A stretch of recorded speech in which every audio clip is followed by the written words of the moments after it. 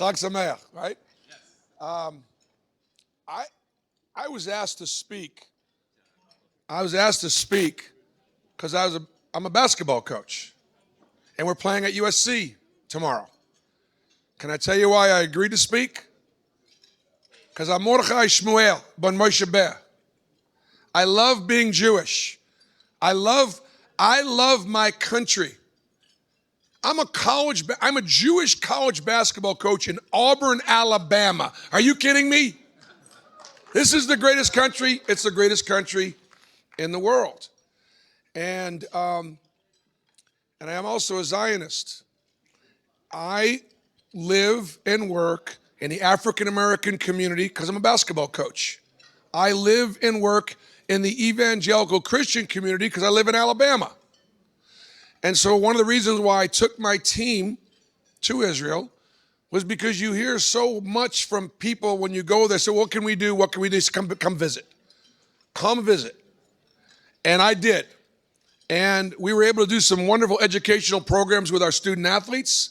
They couldn't believe how welcome they were. They couldn't believe how diverse the country was. They couldn't believe how good the basketball was. And now they're going to come. They came back. And in fact, they played against Danny Avila, who's going to be playing here with the Clippers here shortly. And they've got a completely different way of looking at Israel. And because they go to church and because they read the Bible, they saw where Jesus walked.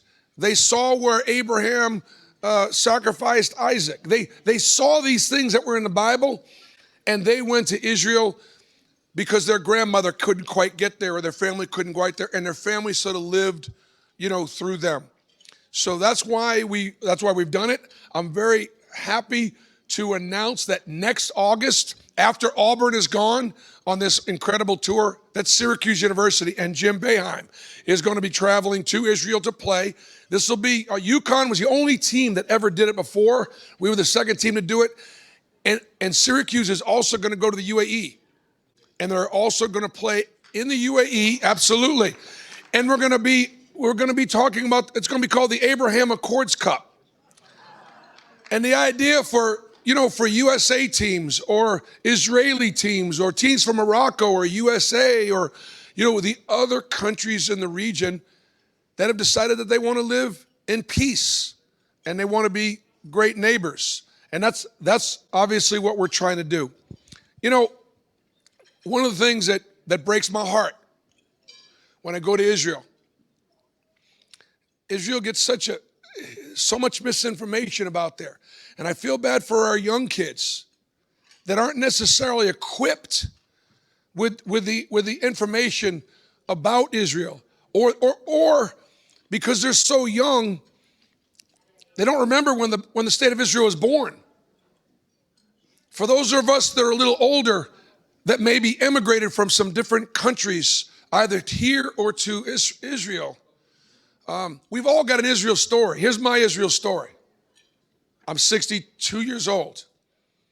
In 1967, my grandfather, who was a plumber, went to temple all the time, was Orthodox. Even though he was a plumber, he'd wear his plumbing clothes to synagogue. And even though he didn't have a suit and a tie on, he was still respected in the community.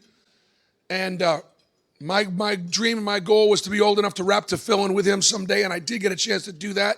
Unfortunately, he died about 6 months after my bar mitzvah. But here's the story. Papa's watching TV. It's 1967. He's crying. Papa, why are you crying? Papa, why are you watching TV? You never watch TV. You always go to bed. He put me up on his lap. He told me about Israel. He said, I'm afraid to go to sleep because right now it's the middle of the 6-day war, and I'm afraid that Israel's not going to be there when I wake up. And my papa was in tears. That was enough for me. Then he told me about his family. Papa came to this country when he was 11 years old with 3 younger siblings. He was the oldest at 11. His parents could not afford to come. Other members of his family could not afford to come. They stayed and they didn't make it. Papa told me that if Israel perhaps in 1932 was a state, more of his family could have gone from Ternopil to Israel, but they couldn't afford it. From that point forward, I'll do whatever I can to support the state of Israel and love the state of Israel. Absolutely. I'm preaching to the choir here. I'm not telling you guys anything that you don't know. But, you know, in a Christian community, we do read the Bible. We read it a lot. And I was in my Bible study the other day. We were actually in Genesis 47, chapters 28 through 30. And Jacob was talking to his son, put his hand underneath his thigh. He had been in Egypt most of his life. And he says, son, I'm getting closer here. And when I die, take me to where my father's buried. Jacob said, take me to where my father's buried. His father's buried in the cave of the patriarchs. His father is buried right there with Abraham and Sarah in a community called Hebron. Today, Hebron is about 95% Palestinian. But it says right there in the Bible, take me to where my father was buried. I grew up my whole life being told that Hebron was part of the occupied territory, not Judea, not Samaria, not where Abraham was buried. Israel just didn't happen because of the Holocaust. We've been living there for centuries with our neighbors. What I want to try to do in my work in Israel, people don't understand. There are 9 million people in Israel. 6 million are Jewish, 3 million are Arab. That's diversity. I would love, and I think this is possible, for the Israeli Arabs to be the envy of the Arab world, to be the most successful, the most educated, the happiest folks that you could possibly imagine. Now, it's very, very difficult. It's very difficult right now because of the situation with the Palestinian Authority and some of the leadership, so on and so forth. But it's happening.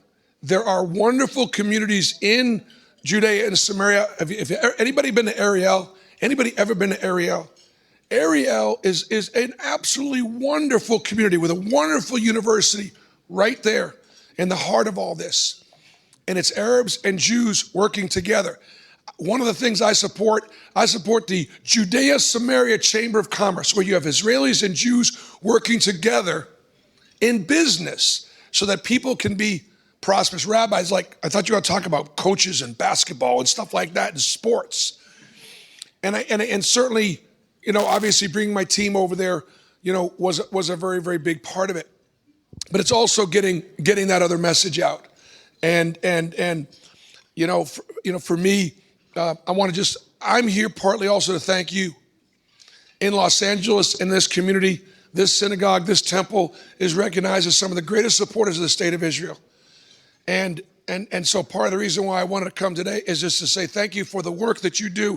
Thank you for all that you do to support Israel.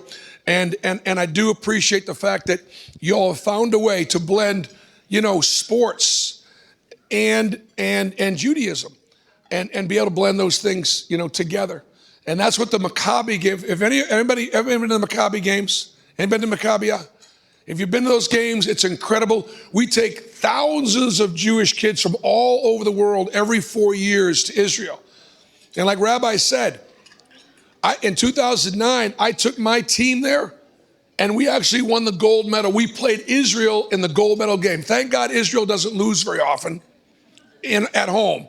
And the referees in that game, Abraham, Isaac, and Jacob, I wasn't getting any calls at all. I was just getting screwed. But we still came back and we won. And my dear friend David Pump is here. He was on the committee to raise the money to help me take a group of incredible Jewish kids over to Israel. On that team, my son, who will be the next head coach at Auburn, Todd Golden, who is the head coach at Florida right now, also a Jewish coach. John Shire, who's the head coach at Duke.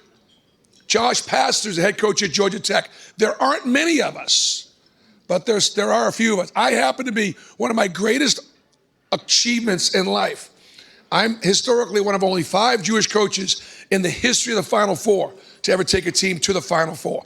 And that's something I'm very, very proud of. I'm very, very proud of. So, Shabbat Shalom, Rabbi, you know, congratulations. Thank you for your Thank you for, I've just not been in this room with as many Jews in like a year because I live in Alabama. This is fantastic. You know, it's really, really, really good to be with you and to be amongst you. And I know it might be difficult, but blood is thicker than water. You've got a Jewish coach against USC tomorrow. All you UCLA Bruins should be rooting for Auburn because we're playing USC. And all of you that are a little torn, I'm Jewish. The coach at USC is not. Thank you very much. Coach Bruce Pearl, really a magnificent leader in the Jewish world, in the sports world, in the America-Israel relationship. We cannot thank Coach Pearl enough for being here. Go Tigers tomorrow, ESPN 2:30 on the national level. Shabbat Shalom.